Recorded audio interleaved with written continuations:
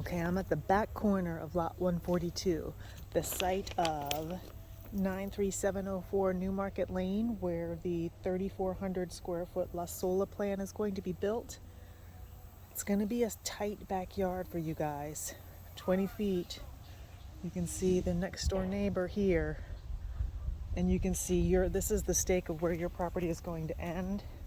So it does extend out further than the one next door. Here's your stake, and there's the one next door, and that's it to your backyard.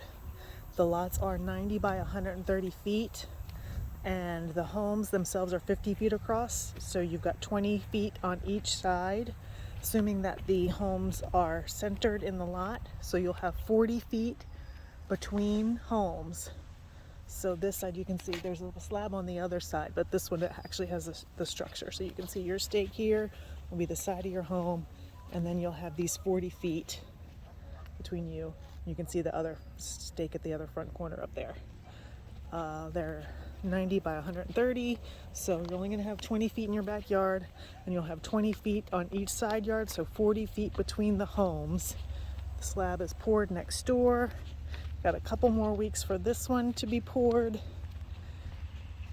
And they've poured this slab across the street, so I'm going to walk you so you can see the backyard to the property line. They've poured this floor plan across the street.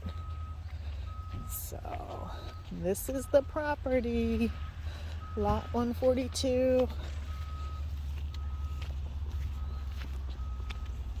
Step across the weeds. There you go. So in this front corner you will have a street light, and the electric box is shared between the two. There's your survey line, and then there's the next door neighbor over there. So that's it. That's where this one is planned. I do have concerns about the size of the yard for your family after being out here and seeing it, but I'll show you the foundation of your floor plan across the street and how it relates to the property line.